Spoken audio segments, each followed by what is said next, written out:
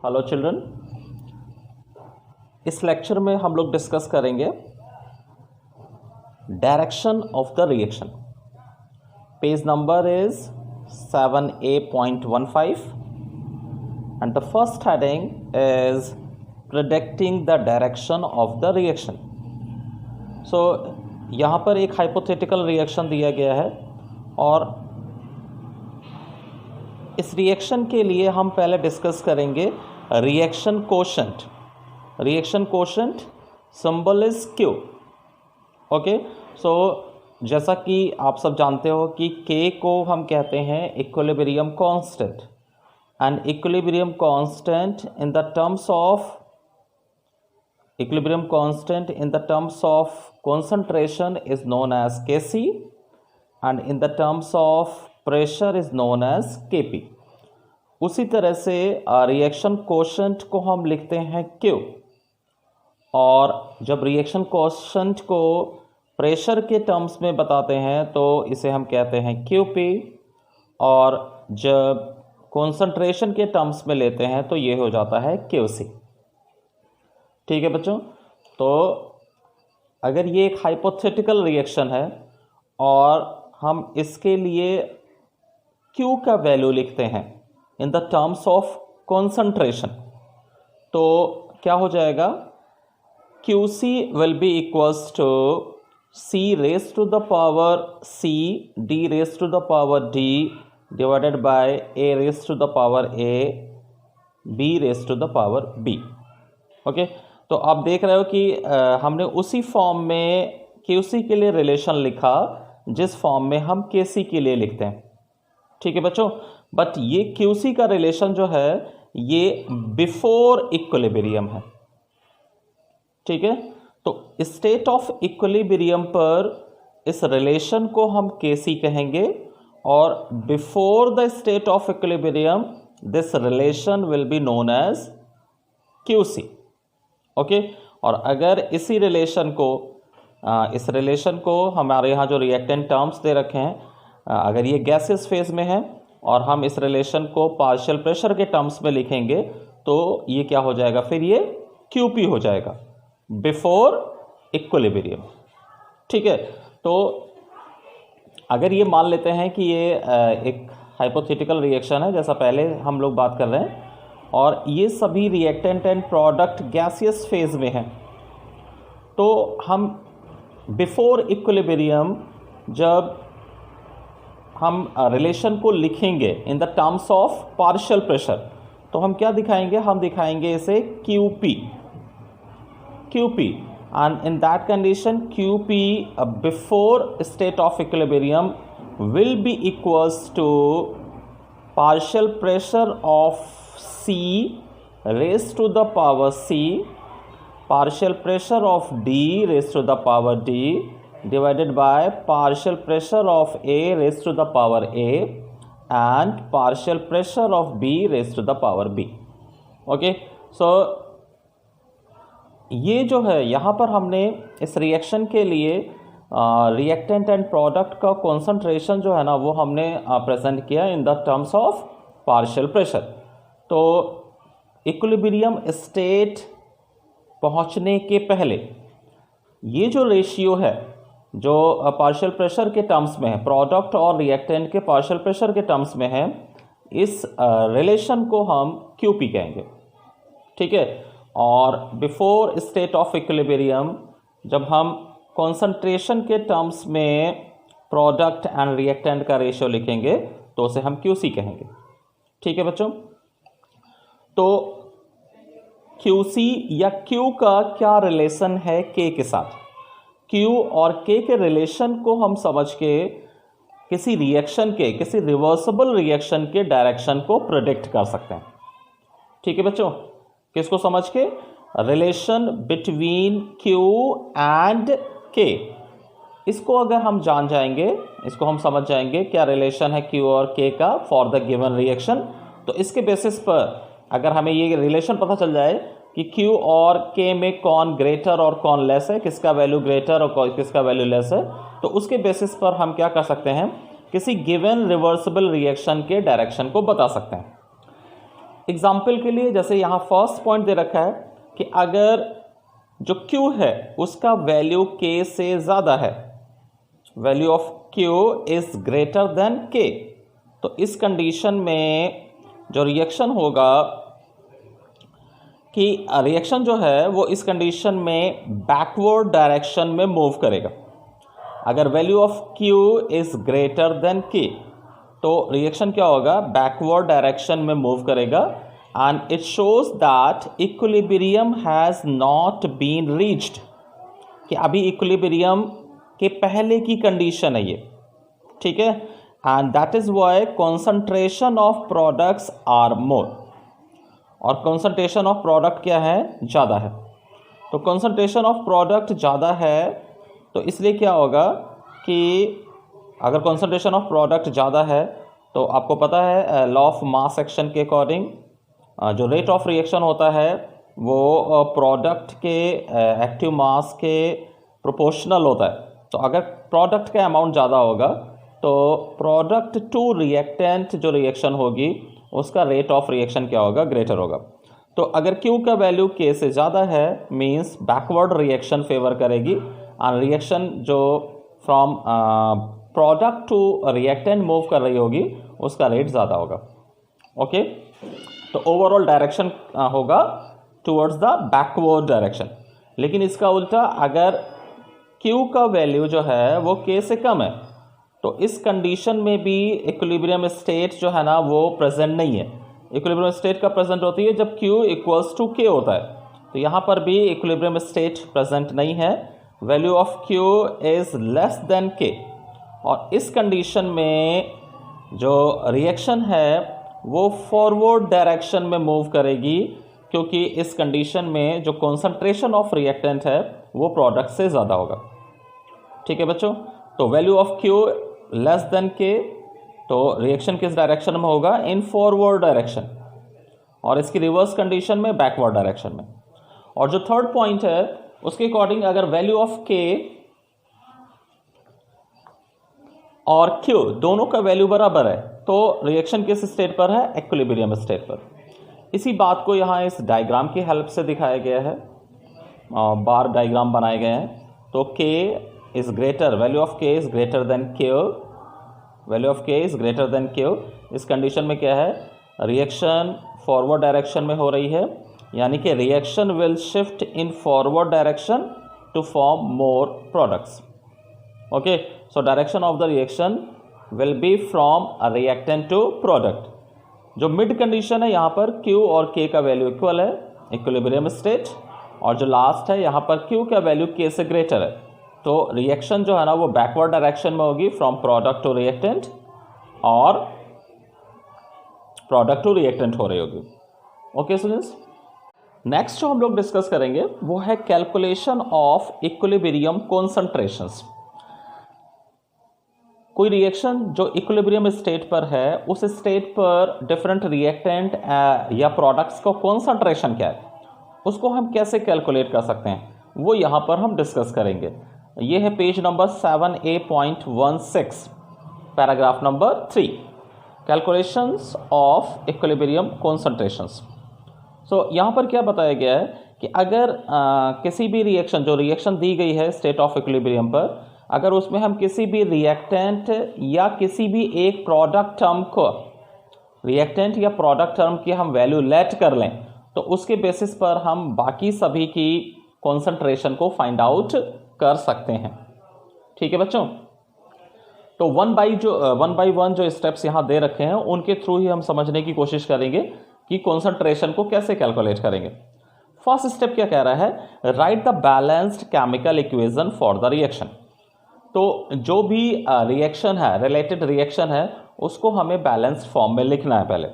तो यहाँ पर ये एक हाइपोथेटिकल रिएक्शन दे रखी है जिसमें जो different reactant and products term हैं उनके रिलेटेड बैलेंसिंग स्टोकियोमेट्रिक नंबर्स भी दे रखे हैं, यहाँ पर कोफिशिएंट्स यूज़ किए हुए हैं। ठीक है, तो ये हम एक हाइपोथेटिकल रिएक्शन ले रहे हैं इसी को, और इसी के बेसिस पर हम समझेंगे। तो हमने क्या किया, अपनी जो गिवन रिएक्शन है उसको बैलेंस टर्म्स में लिख लिया यहाँ पर। ठीक है, A, B, C and D, these are the reactant and इनके जो रिलेटेड बैलेंसिंग टर्म्स हैं वो A, B, C and D हैं रिस्पेक्टिवली, ठीक है, जिन्हें हमने स्मॉल लेटर से प्रेजेंट किया हुआ यहाँ पर। द नेक्स्ट स्टेप इज कि assume that X moles of a reactant have reacted at equilibrium। हमें किसी भी जितने भी रिएक्टेंट टर्म्स दे रखे हैं ना, उनमें से हम किसी एक रिएक्टेंट को सेलेक्ट कर लेंगे और हम ये मान लेंगे कि उसके पर्टिकुलर मोल्स, है ना, पर्टिकुलर मोल्स यानी कि एक्स मोल्स। तो आप एक्स मोल्स या ए मोल या बी मोल कुछ भी ले सकते हो। हम ये मान के चलेंगे कि एक पर्टिकुलर रिएक्टेंट के एक्स मोल्स जो हैं वो स्टेट ऑफ इक्विलिब्रियम पर प्रोडक्ट में कन्वर्ट हो चुके हैं, ठीक है बच्चों। पर्टिकुलर रिएक्टेंट के एक्स मोल्स गिवन कंडीशन पर प्रोडक्ट में कन्वर्ट हो चुके हैं इक्विलिब्रियम स्टेट पर, ठीक है। अब क्या करेंगे, इसी एक्स के बेसिस पर हम बाकी रिएक्टेंट एंड प्रोडक्ट टर्म्स के कॉन्सेंट्रेशन को लिख लेंगे, ठीक है। तो फॉर एग्जाम्पल अगर हम यहाँ पर इस रिएक्शन के लिए हम ये मान के चलते हैं कि A के जो हैं वो एक्स मोल प्रोडक्ट में कन्वर्ट हो चुके हैं, दिस A के एक्स मोल, ठीक है। अगर A के एक्स मोल प्रोडक्ट में कन्वर्ट हो चुके हैं तो बाकी सभी जो रिएक्टेंट एंड प्रोडक्ट टर्म्स हैं उनको हम उनकी कॉन्सेंट्रेशन को एक्स के टर्म्स में लिखेंगे, ठीक है।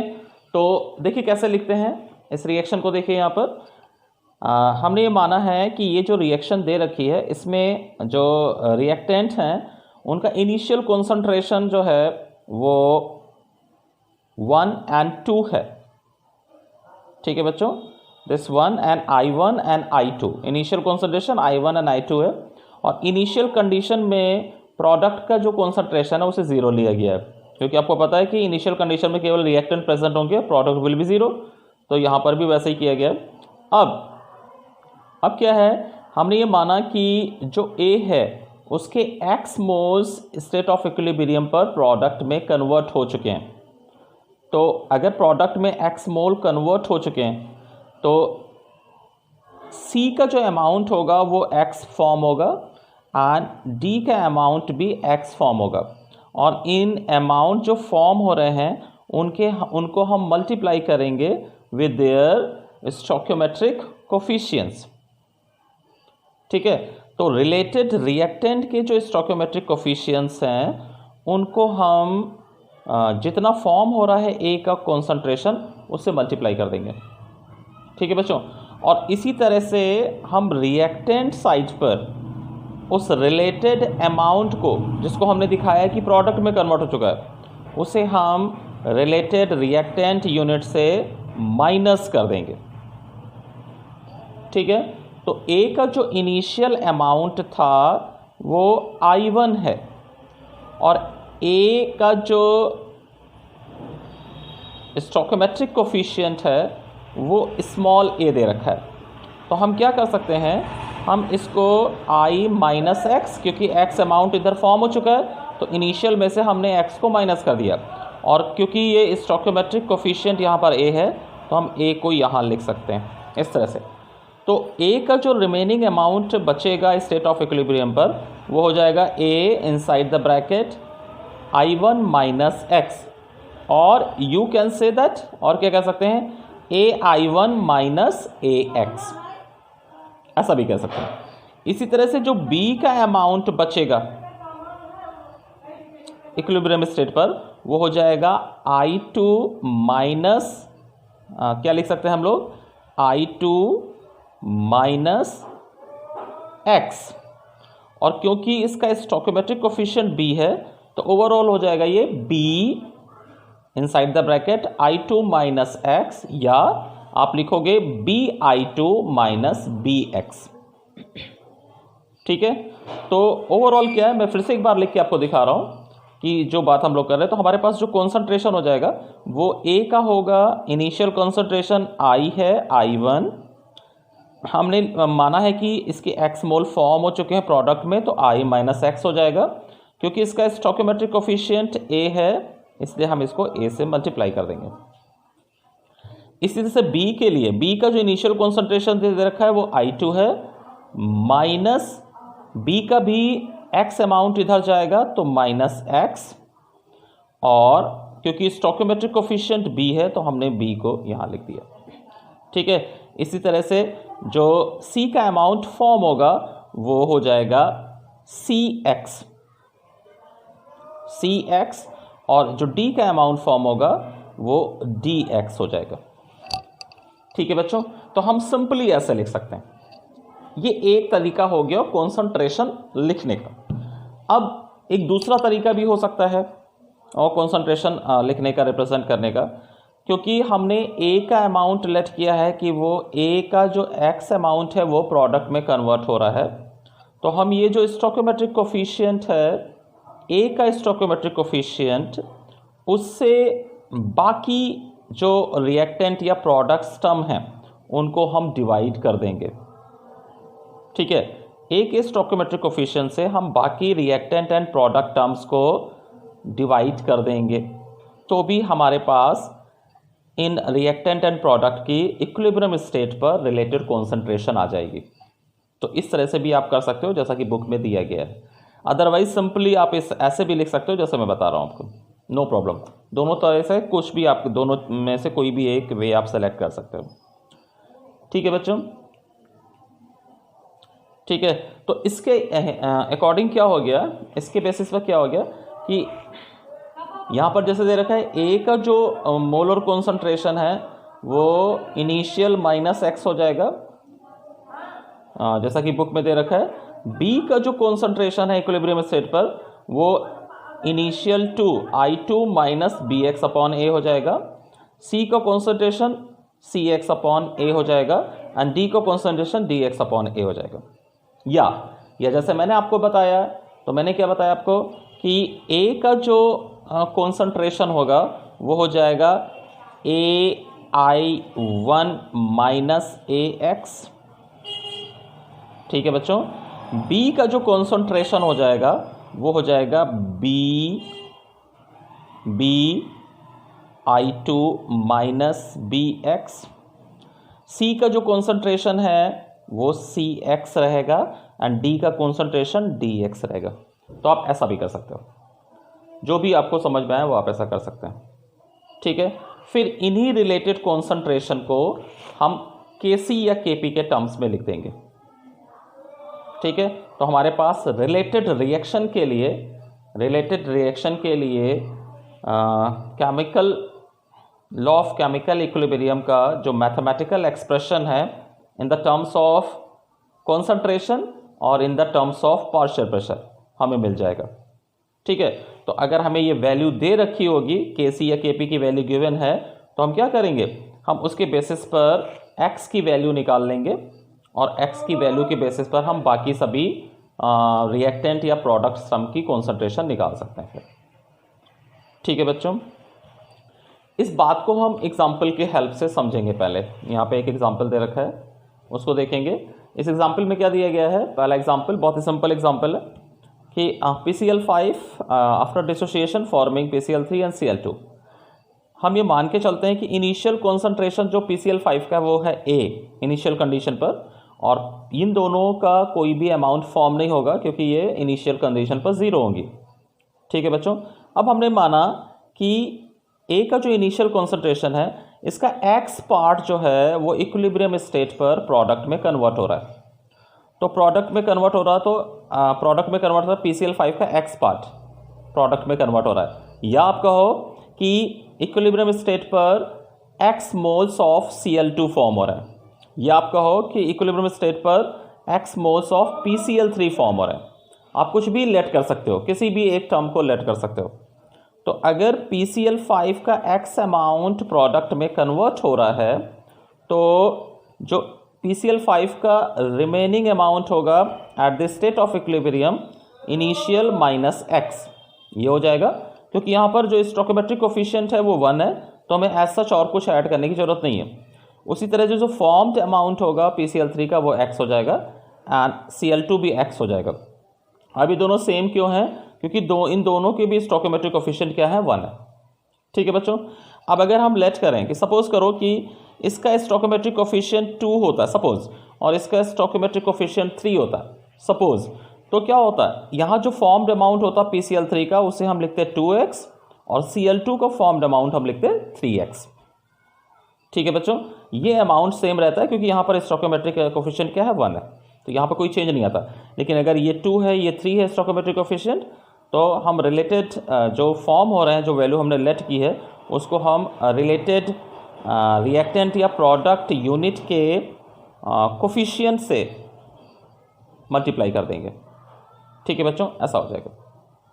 फिर इसी तरह से और भी कुछ एग्जांपल्स दे रखे हैं यहाँ पर, जैसे कि ये कंडीशन है, तो यहाँ पर आपके पास 2 रिएक्टेंट टर्म्स प्रेजेंट हैं और एक प्रोडक्ट टर्म है। यहाँ भी हम ये मान के चल रहे हैं कि लेट H हाइड्रोजन का X अमाउंट जो है ना प्रोडक्ट में कन्वर्ट हो रहा है, X पार्ट ऑफ कॉन्सेंट्रेशन। तो अगर हाइड्रोजन का A है इनिशियल एंड आयोडीन का B इनिशियल है, तो इक्विलिब्रियम स्टेट पर क्या होगा? हाइड्रोजन का A-X बचेगा एंड I2 का B-X। क्योंकि इनके स्टोइकोमेट्रिक कोफिशिएंट 1 है तो यहाँ पर ऐसा कुछ और ऐड नहीं होगा। HI का X फॉर्म हो रहा है बट स्टोइकोमेट्रिक कोफिशिएंट 2 है तो हमने 2x कर दिया उसको। ठीक है बच्चों, और इसी बेसिस पर हम क्या करेंगे? इसके लिए Kc की वैल्यू लिख लेंगे, है ना। तो Kc हो गया हमारा HI power raise to the power 2 stoichiometric coefficient H2I2। ठीक है, अब ऐसा ही एक और रिएक्शन है लास्ट में, थोड़ा सा कॉम्प्लिकेटेड है ये, तो मैं इसे ले रहा हूँ। यहाँ पर क्या आपको दे रखा है? 2A + 5B forming 3C + 4D। सभी रिएक्टेंट एंड प्रोडक्ट टर्म के साथ उनका जो स्टोइकोमेट्रिक कोफिशिएंट है वो दिया हुआ है। हमने इनिशियल अमाउंट लिया A और B का, A एंड B रिस्पेक्टिवली, और इनिशियल कंडीशन पे क्या है? C एंड D क्या है? 0 है।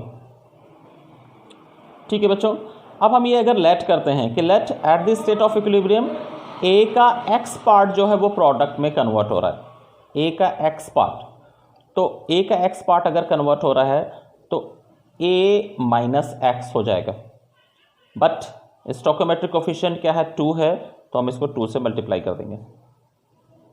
ठीक है बच्चों, इसी तरह से B जो होगा वो B का इनिशियल अमाउंट हमने स्मॉल b ले रखा है, तो B-X हो जाएगा ये, क्योंकि स्टोइकोमेट्रिक कोफिशिएंट 5 है तो हम इसको 5 से मल्टीप्लाई कर देंगे। C का जो फॉर्म्ड अमाउंट होगा वो हमने लिया हुआ है X, क्योंकि स्टोइकोमेट्रिक कोफिशिएंट 3 है, 3x हो जाएगा, और जो D है वो 4x हो जाएगा। ये वैल्यूज हो जाएंगे। ठीक है बच्चों, या आप उस तरह से भी लिख सकते हो जैसा कि यहाँ बुक में दे रखा है। बुक में क्या दे रखा है बच्चों? इन्होंने क्या लिया हुआ है कि A का जो है X अमाउंट फॉर्म हो रहा है, तो A कितना बचा? A-X। ठीक है, उसके बाद B कितना बचेगा? तो B कितना बचेगा? B-5x/2। This 2 is from stoichiometric coefficient of A। तो हम इस स्टोइकोमेट्रिक कोफिशिएंट से बाकी सभी टर्म्स को डिवाइड कर देंगे। ठीक है, तो हम ऐसा भी लिख सकते हैं। फिर ये जो हमने वैल्यूज लेट की हैं इनको हम Kc के टर्म्स में पुट कर देंगे और कॉन्सेंट्रेशन निकाल लेंगे। ठीक है बच्चों, अब हम लोग डिस्कस करेंगे application of law of mass action and law of chemical equilibrium. ठीक है बच्चों, तो law of mass action and law of chemical equilibriums की हेल्प से हम किसी रिएक्शन के लिए उसमें एक्सटर्नल कंडीशन पर चेंज करने पर स्टेट ऑफ इक्विलिब्रियम पर क्या इफ़ेक्ट होगा इसको डिस्कस कर सकते हैं। ठीक है, क्या कर सकते हैं? कोई किसी भी रिवर्सिबल रिएक्शन में स्टेट ऑफ इक्विलिब्रियम पर अगर हम उसकी किसी एक्सटर्नल कंडीशन जैसे कि कॉन्सेंट्रेशन ऑफ द रिएक्टेंट या प्रोडक्ट, प्रेशर या इनर्ट गैस को ऐड करते हैं, तो इस तरह की जो चेंजेस हम करेंगे एक्सटर्नल कंडीशन में उसका स्टेट ऑफ इक्विलिब्रियम पर क्या इफ़ेक्ट होगा इसको हम डिस्कस कर सकते हैं। ठीक है बच्चों, तो इस डिस्कशन के लिए हम पहले क्या करते हैं, हम रिलेटेड रिएक्शन का केसी और केपी वैल्यू निकालते हैं और केसी और केपी वैल्यू उन दोनों के बेसिस पर हम इन डिफरेंट चेंजेस के इफ़ेक्ट को डिस्कस करते हैं। ठीक है बच्चों, तो फर्स्ट जो टाइप हम लोग डिस्कस करेंगे रिएक्शन का वो है टाइप फर्स्ट ए, जिसमें हम ऐसी रिएक्शन को एग्जांपल में लेंगे जिसमें number of moles of gases reactant and number of moles of gases product are same और इक्वल।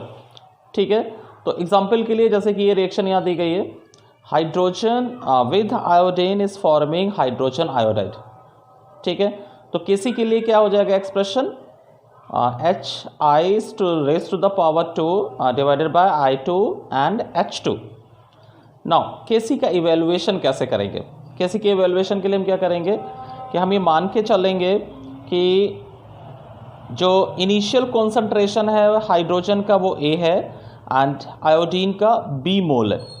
ठीक है, और स्टेट ऑफ इक्विलिब्रियम पर X मोल्स फॉर्म हो रहे हैं किसके, HI के, और जो वॉल्यूम है गैसेस सिस्टम का वो V है। टोटल जो गैसेस सिस्टम है उसका जो volume, all reactant and products are in gases state only, so जिस कंटेनर में ये रिएक्शन हो रही है उसका वॉल्यूम V है, ऐसा हम कह सकते हैं, या जो गैसेस सिस्टम है पूरा उसका वॉल्यूम V है। ठीक है, तो टोटल वॉल्यूम इज V, और हाइड्रोजन के जो इनिशियल मोल्स हैं वो A हैं, आयोडीन के इनिशियल मोल B हैं। ठीक, तो इनिशियल कंडीशन में हाइड्रोजन आयोडाइड 0 अमाउंट फॉर्म होगा, और इक्विलिब्रियम स्टेट पर हम ये लेट कर रहे हैं कि हाइड्रोजन के X मोल्स जो है ना वो प्रोडक्ट में कन्वर्ट हो रहे हैं, तो जो अमाउंट ऑफ HI प्रोडक्ट होगा वो X इंटू 2, स्टोइकोमेट्रिक कोफिशिएंट 2, तो 2X हो जाएगा नंबर ऑफ मोल्स, और I2 के जो रिमेनिंग अमाउंट बचेगा वो B माइनस X हो जाएगा, हाइड्रोजन का A माइनस X हो जाएगा। ठीक है बच्चों, और इसके बाद इन रिलेटेड यूनिट्स का जो मोलर कॉन्सेंट्रेशन होगा उसके लिए हम क्या करेंगे, इन नंबर ऑफ मोल्स को वॉल्यूम V से डिवाइड कर देंगे, तो हमारे पास मोलर कॉन्सेंट्रेशन आ गए डिफरेंट यूनिट्स के। अब इन मोलर कॉन्सेंट्रेशन को हम एक्सप्रेशन केसी में रख देंगे, तो हमारे पास हो जाएगा TX divided by V power raise to the power 2 A minus x upon V, B minus x upon V, और जब इसको इजी करेंगे तो ये हो जाएगा 4x square A minus X B minus x. ठीक है बच्चों, इसी तरह से हम KP के टर्म्स में इस रिएक्शन के लिए एक्सप्रेशन को लिखेंगे, तो hydrogen plus iodine 2HI, let X moles are formed at state of equilibrium, तो ये रिलेटेड नंबर ऑफ मोल्स हो जाएंगे इक्विलिब्रियम स्टेट पर different reactant and products unit के। उसके बाद जो टोटल नंबर ऑफ मोल्स होंगे इक्विलिब्रियम स्टेट पर उसके लिए हमने सभी यूनिट्स के नंबर ऑफ मोल्स ऐड कर लिए, तो हमारे पास टोटल नंबर ऑफ मोल्स आ गए। ठीक है, टोटल नंबर ऑफ मोल्स आ गए। इसके साथ ही हम ये भी लेट करेंगे कि ये जो गैसेस सिस्टम है पूरा इसका टोटल प्रेशर P है, टोटल प्रेशर P, और इक्विलिब्रियम स्टेट पर टोटल मोल्स कितने हो गए A प्लस B। ठीक है, तो हर एक रिलेटेड यूनिट का पार्शियल प्रेशर क्या होगा आपको पता है, partial pressure of the unit equals to mole fraction of that unit into total pressure of the system. ठीक है, तो पार्शियल प्रेशर ऑफ हाइड्रोजन क्या हो जाएगा, partial pressure of the hydrogen means mole fraction of the hydrogen, and mole fraction of the hydrogen means number of moles of hydrogen divided by total moles of the system. तो number of moles of hydrogen कितने हैं यहाँ पर, A minus x, और total moles हमने कितने calculate किए, A plus B, तो A minus x divided by A plus B, this is the mole fraction of hydrogen into pressure, total P हमने कितना लेट किया हुआ, टोटल प्रेशर P लिया हुआ है, तो P। इसी तरह से आयोडीन का जो पार्शियल प्रेशर होगा वो number of moles of iodine eight the state of equilibrium divided by total moles into total pressure, और इसी तरह से HI का हमने एक्सप्रेशन लिख लिया।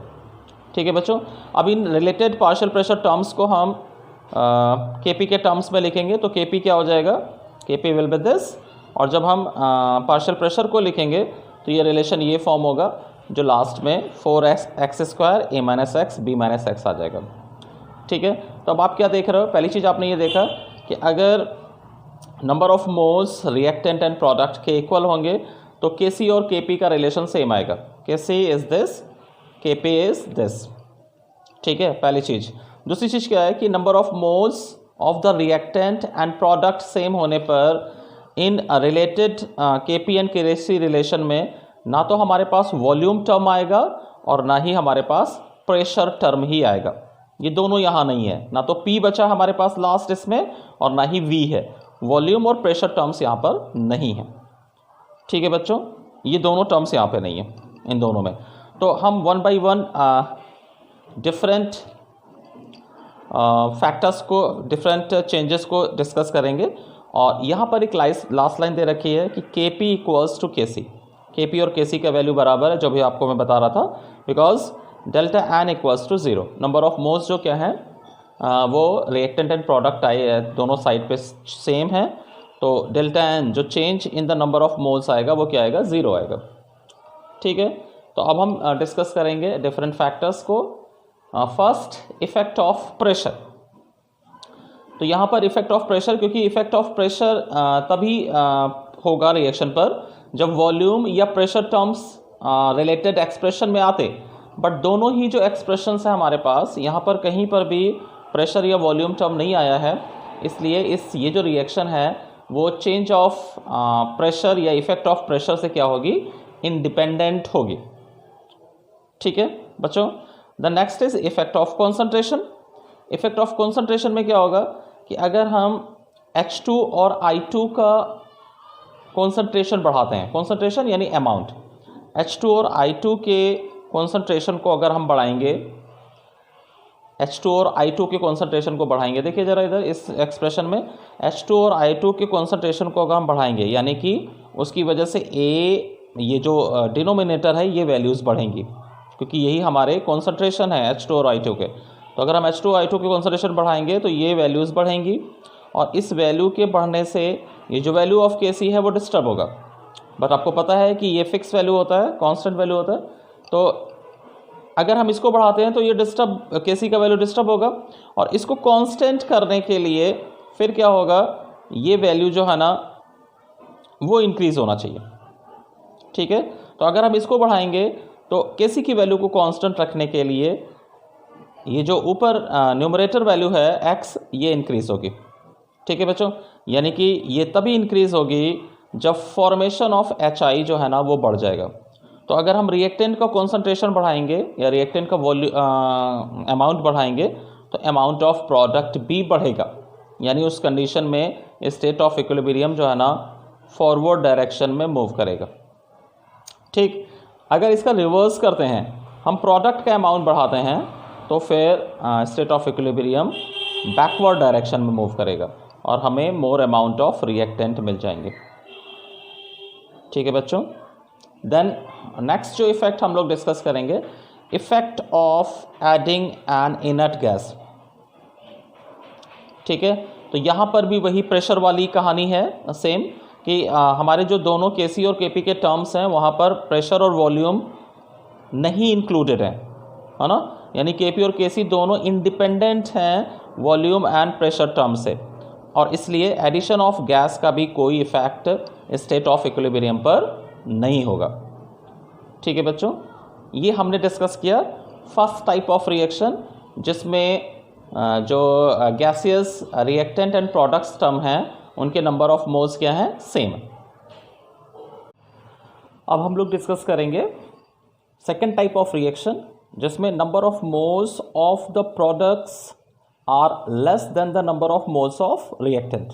ओके, सो इस कंडीशन की जो रिएक्शंस हैं जिनमें number of moles of reactants are greater than the number of moles of gaseous products, इन रिएक्शन में डिफरेंट फिजिकल फैक्टर्स के चेंज को डिस्कस करने के लिए एग्जाम्पल ले रहे हैं अमोनिया फॉर्मेशन का। ठीक है, तो N2 and nitrogen and hydrogen forming ammonia gas. तो इस पर्टिकुलर रिएक्शन के लिए जो Kc और Kp एक्सप्रेशंस होंगे वो ये हो जाएंगे। Kc को इवेलुएट करेंगे फर्स्ट। तो Kc के लिए हमने माना कि जो इनिशियल अमाउंट नाइट्रोजन का है वो A है, हाइड्रोजन B, और इनिशियल कंडीशन पर अमाउंट और कॉन्सेंट्रेशन और number of moles of ammonia is 0। Then ये मान के चलते हैं कि at the state of equilibrium x moles of nitrogen get converted in the form of ammonia. तो x मोल अगर नाइट्रोजन के अमोनिया फॉर्म हो रहा है तो अमोनिया को जो अमाउंट फॉर्म होगा वो x मोल्स होगा, बिकॉज यहाँ पे स्टोइकोमेट्रिक कोफिशिएंट जो है वो 2 है तो इसको हम 2x कर देंगे। हाइड्रोजन जो है वो x यूज होगा क्योंकि स्टोइकोमेट्रिक कोफिशिएंट यहाँ पर 3 है तो ये 3x हो जाएगा। इनिशियल अमाउंट जो हाइड्रोजन का है वो B है तो B माइनस 3x हो जाएगा ये। इसी तरह से नाइट्रोजन A माइनस x हो जाएगा। मोलर कॉन्सेंट्रेशन लिखने के लिए हम इन नंबर ऑफ मोल्स को वॉल्यूम से डिवाइड कर देंगे। तो ये हमारे सभी रिएक्टेंट एंड प्रोडक्ट यूनिट्स के लिए मोलर कॉन्सेंट्रेशन आ गए। अब इन यूनिट्स को हम Kc के एक्सप्रेशन में रख देंगे यहाँ पर इस तरह से। इसके बाद जब इसे हम सॉल्व करेंगे तो जो फाइनल रिलेशन आएगा वो ये आ जाएगा, Kc equals to 4x square V square divided by A minus X B minus 3x whole cube. ठीक है। देन इवेल्युएशन ऑफ Kp के लिए इवेल्युएशन लिखेंगे तो हम Kc के जो रिलेशन हमने लिखा था उसके बेसिस पर पहले टोटल नंबर ऑफ मोल्स निकाल लेंगे। तो टोटल नंबर ऑफ मोल्स कितने होंगे इक्विलिब्रियम स्टेट पर, A plus B minus 2x। और अगर सिस्टम का टोटल प्रेशर P मान लेते हैं तो partial pressure of nitrogen will be number of moles of nitrogen divided by total moles into total pressure. ये एक्सप्रेशन हो जाएगा। उसी से हाइड्रोजन के लिए पार्शियल प्रेशर हम निकाल लेंगे और अमोनिया का पार्शियल प्रेशर। ठीक है बच्चों, अब इन एक्सप्रेशंस को हम Kp के रिलेशन में रख देंगे तो हमारे पास फाइनली ये वैल्यू आ जाएगा। फर्स्ट डिस्कस करेंगे effect of pressure. Effect of pressure discuss करने के लिए हमें कंडीशन ऑफ रिएक्शन देखनी पड़ेगी। यहाँ पर रिएक्टेंट साइड पे जो टोटल नंबर ऑफ मोल्स हैं वो 4 है, 1 mole of nitrogen and 3 moles of hydrogen. And ये 4 मोल्स जो है 2 मोल्स ऑफ अमोनिया फॉर्म कर रहे हैं। तो अगर हम प्रेशर बढ़ाएंगे तो उस कंडीशन में जो स्टेट ऑफ इक्विलिब्रियम उस डायरेक्शन में चलेगा जिधर बढ़ाए गए प्रेशर के इफेक्ट को मिनिमाइज या नेग्लिजिबल किया जा सके। यानी कि स्टेट ऑफ इक्विलिब्रियम उस डायरेक्शन में शिफ्ट होगा जिधर नंबर ऑफ मोल्स क्या है लेस है। यानी कि प्रेशर इंक्रीज करने पर जो रिएक्शन है स्टेट ऑफ इक्विलिब्रियम है वो फॉरवर्ड डायरेक्शन में मूव होगा। ओके, क्योंकि total number of moles of reactant are greater than total number of moles of the product. तो फॉरवर्ड डायरेक्शन में मूव होगा। और अगर हम प्रेशर को डिक्रीज करते हैं तो state of equilibrium opposite direction में यानी कि बैकवर्ड डायरेक्शन में मूव होगा। ठीक है बच्चों। Then effect of concentration. तो इफेक्ट ऑफ कंसंट्रेशन को एक लाइन में भी अगर हम समझते हैं तो आप कह सकते हो कि जब भी हम किसी गिवन रिएक्शन के लिए गिवन रिएक्शन में नंबर ऑफ मोल्स या कंसंट्रेशन ऑफ रिएक्टेंट को बढ़ाएंगे तो ऑलवेज जो स्टेट ऑफ इक्विलिब्रियम है वो फॉरवर्ड डायरेक्शन में मूव होगा। ये सभी रिएक्शन के लिए ट्रू है। ठीक है, तो जब भी हम रिएक्टेंट बढ़ाएंगे फॉरवर्ड डायरेक्शन में मूव होगा स्टेट ऑफ इक्विलिब्रियम, और अगर हम प्रोडक्ट का अमाउंट बढ़ाते हैं तो बैकवर्ड डायरेक्शन में मूव होगा। ये सभी रिएक्शंस में आप अप्लाई कर सकते हो ये कि ज़्यादा है अगर रिएक्टेंट का अमाउंट हम बढ़ाएंगे फॉरवर्ड डायरेक्शन, प्रोडक्ट का अमाउंट बढ़ाएंगे तो बैकवर्ड डायरेक्शन। ओके, देन इसके बाद हम थर्ड टाइप ऑफ रिएक्शंस को डिस्कस करेंगे एग्जांपल लेकर के। और इनमें क्या है, ये ऐसी रिएक्शंस हैं जिनमें number of moles of products gases products are more than the gases reactant. और एग्जांपल के लिए this first reaction PCl5 forming PCl3 and Cl2 after decomposition. So initial amount of PCl5 is A moles and PCl3 is 0 and 0 Cl2. Let at equilibrium state X moles of Cl2 are formed. So Cl2 के X मोल हो जाएंगे, stoichiometric coefficient 1 है तो ये X ही रहेगा, PCl3 भी X रहेगा और जो PCl5 है वो A माइनस X हो जाएगा। ठीक है बच्चों। इसके बाद तो सभी के जो और अगर इस पूरे गैसेस सिस्टम का जो वॉल्यूम है वो V है, तो सभी related reactant and products units का जो मोलर कॉन्सेंट्रेशन होगा वो हम V के साथ इस तरह से लिख लेंगे। फिर इन वैल्यूज़ को Kc के टर्म्स में जब पुट करेंगे तो हमारे पास फाइनली क्या आ जाएगा, ये एक्सप्रेशन आ जाएगा Kc equals to X square A minus X V. ठीक है, और इसी तरह से हम Kp का भी रिलेशन निकाल लेंगे। तो Kp के रिलेशन के लिए हम पहले नंबर ऑफ मोल्स निकालेंगे Kc के टर्म्स में, जहाँ पे रिलेशन लिखा था वहाँ पर। तो हमारे पास टोटल नंबर ऑफ मोल्स कितने हो जाएंगे, a minus x plus x plus x, a minus x plus x plus x means total a plus x आ जाएगा। तो ये टोटल नंबर ऑफ मोल्स हो गया ऑफ द गैसियस मीडियम। फिर सभी के पार्शियल प्रेशर निकालेंगे। PCl5 का पार्शियल प्रेशर क्या होगा, number of moles of PCl5 at state of equilibrium divided by total moles into total pressure. ठीक है, तो गैसेस मीडियम का जो टोटल प्रेशर यहाँ हमने लेट किया है वो है P। तो इस तरह से हम सभी के पार्शियल प्रेशर निकाल लेंगे और इन पार्शियल प्रेशर को Kp के टर्म्स में लिखेंगे तो हमारे पास फाइनल ये आ जाएगा। ठीक है बच्चों, अब हम बात करते हैं डिफरेंट फैक्टर्स की क्या इफेक्ट होगा। तो रिएक्शन में जो है प्रोडक्ट के मोल्स ज़्यादा हैं, 2 मोल्स टोटल, और रिएक्टेंट का मोल 1 ही है। तो इसमें इस रिएक्शन के लिए हम क्या करेंगे, जब प्रेशर को डिक्रीज़ करेंगे तो रिएक्शन फॉरवर्ड डायरेक्शन में मूव करेगा। On decreasing pressure reaction will move towards the forward direction, और अगर प्रेशर इंक्रीज करेंगे तो बैकवर्ड डायरेक्शन में रिएक्शन मूव करेगा। इसी तरह से इफेक्ट ऑफ कॉन्सेंट्रेशन, अगर हम रिएक्टेंट का अमाउंट बढ़ाएंगे तो फॉरवर्ड डायरेक्शन में स्टेट ऑफ इक्विलिब्रियम मूव करेगा, और अगर हम प्रोडक्ट बढ़ाते हैं तो बैकवर्ड डायरेक्शन में।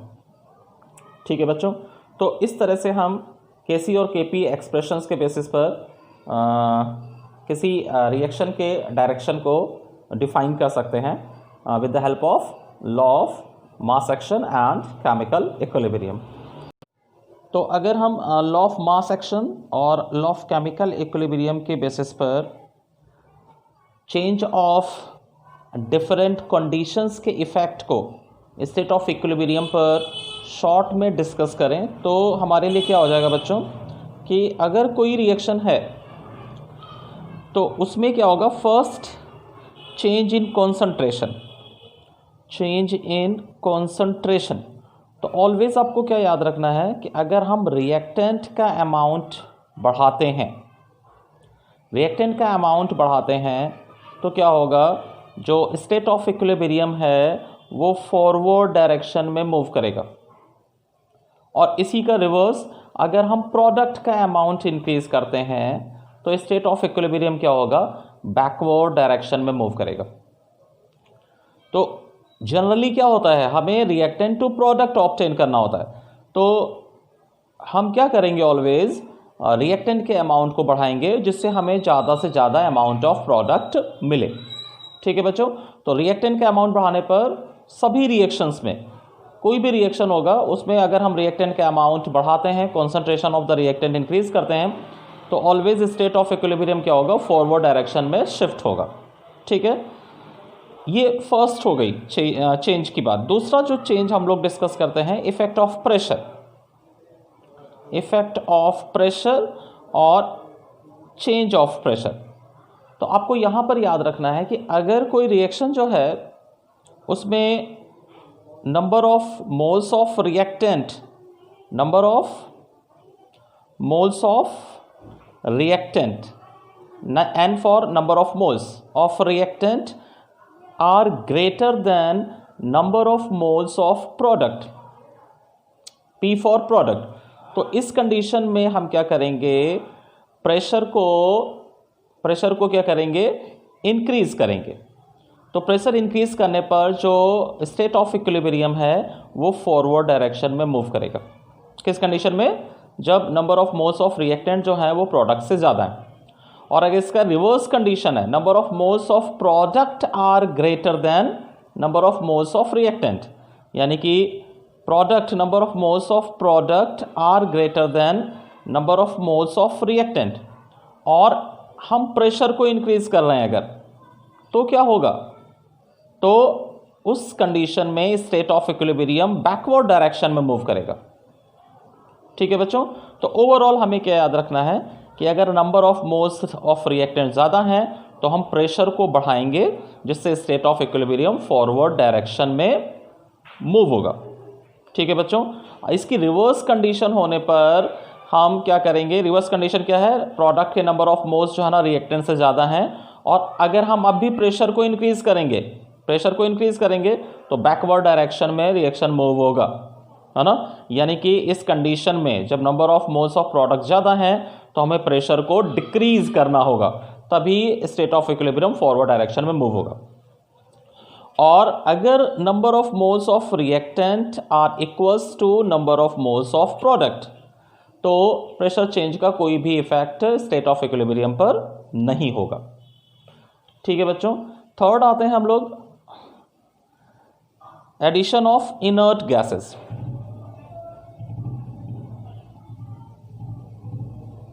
एडिशन ऑफ इनर्ट गैस, तो अगर स्टेट ऑफ इक्विलिब्रियम पर किसी इनर्ट गैस को ऐड करेंगे तो इनर्ट गैस को जो हम ऐड करते हैं उसके लिए हम दो कंडीशंस के बेसिस पर उसको हम डिस्कस करते हैं, उसके इफेक्ट को। पहली कंडीशन है एट कांस्टेंट वॉल्यूम। तो कांस्टेंट वॉल्यूम कंडीशन पर अगर हम इनर्ट गैस को ऐड करते हैं किसी इक्विलिब्रियम स्टेट की रिएक्शन पर, तो क्या होगा, स्टेट ऑफ इक्विलिब्रियम पर कोई भी इफेक्ट नहीं होता है, कांस्टेंट वॉल्यूम कंडीशन पर कोई भी इफेक्ट नहीं होता है। लेकिन अगर हम एट कांस्टेंट प्रेशर कंडीशन पर किसी इनर्ट गैस को ऐड करेंगे तो स्टेट ऑफ इक्विलिब्रियम में जो चेंज होता है वो वही चेंज है जो यहाँ नॉर्मल प्रेशर में हो रहा था, यहाँ पर जो हो रहा था वैसा ही चेंज यहाँ पर दिखता है। या ओवरऑल एक लाइन में आप लर्न कर सकते हो कि अगर हम फर्स्ट की कांस्टेंट वॉल्यूम कंडीशन पर एडिशन ऑफ इनर्ट गैस का कोई भी इफेक्ट नहीं होगा, और सेकेंड की अगर कांस्टेंट प्रेशर कंडीशन है तो इनर्ट गैस ऐड करने पर स्टेट ऑफ इक्विलिब्रियम उस डायरेक्शन में शिफ्ट होगा जिधर number of moles of gases molecules are more. ठीक है, तो जिस साइड में गैसेस मॉलिक्यूल्स ज़्यादा होंगे उस साइड में स्टेट ऑफ इक्विलिब्रियम मूव होगा। ठीक है बच्चों।